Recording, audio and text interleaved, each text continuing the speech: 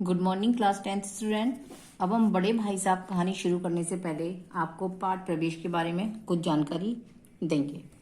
बड़े भाई साहब कहानी दो भाइयों के बीच कहानी है। एक तो लेखक, एक उनके बड़े भाई साहब। लेखक की उम्र 9 साल की है और बड़े भाई साहब की उम्र 14 साल की है। दोनों की उम्र में 5 साल का अंतर है।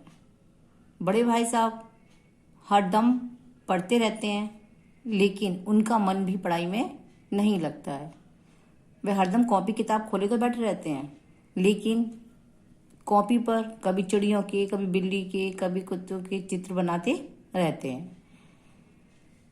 उनका मानना है कि एक ही क्लास में जब तक हमारी नींव मजबूत ना हो जाए तब तक पढ़ो, क्योंकि जब हमारी बुनियाद मजबूत होगी तभी उस पर आलीशान महल बन सकता है।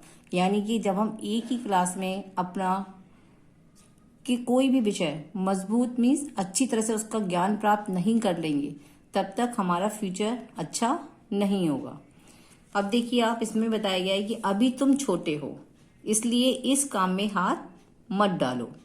यह सुनते ही कई बार बच्चों के मन में आता है, काश हम बड़े होते तो हमें यूं ना टोकता। अर्थात जब बच्चा कोई भी कार्य करता है तो बड़े लोग उससे डांटते हैं कि तुम ऐसा क्यों करते हो, तो बच्चे के मन में ऐसा ख्याल आता है।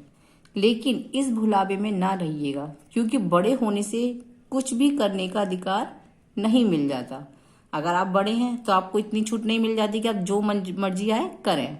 घर के बड़े को कई बार तो उन कामों में शामिल होने से भी अपने को रोकना पड़ता है जो उसी उम्र के और लड़के बेधड़क करते रहते हैं।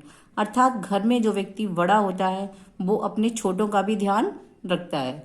जैसा इस कहानी में बताया गया है कि बड़े भाई साहब हैं वो हरदम पढ़ाई में लगे रहते हैं, लेकिन जो लेखक है उसका मन पढ़ाई में नहीं लगता है। तो बड़े भाई साहब ने अपने बचपन के जो खेल थे उन सबको भी त्याग कर छोटे भाई के लिए मिसाल कायम की है। जानते हो क्यों? क्योंकि वे लड़के अपने घर में किसी से बड़े नहीं होते। प्रस्तुत पाठ में भी एक बड़े भाई साहब हैं जो हैं तो छोटे ही, लेकिन घर में उनसे छोटा एक भाई है और है।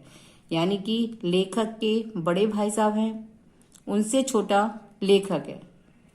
उससे उम्र में केवल कुछ साल बड़ा होने के कारण उनसे बड़ी बड़ी अपेक्षाएं की जाती हैं। यानी बड़े भाई साहब से बहुत उम्मीद की जाती है। बड़ा होने के नाते वह खुद भी यही चाहते हैं और कोशिश करते हैं कि वह जो कुछ भी करें वह छोटे भाई के लिए एक मिसाल का काम करे, क्योंकि जो उनके बचपन में जो शैतानियां होती हैं, खेलने का तरीका होता है, वो सब वो नहीं करते हैं। क्यों? वो सोचते हैं कि जैसा मैं करूंगा तो मेरे छोटे भाई पर भी वैसा असर पड़ेगा। वह छोटे भाई को हमेशा डांटते रहते हैं, फटकारते रहते हैं, हमेशा उससे पढ़ने के लिए कहते रहते हैं।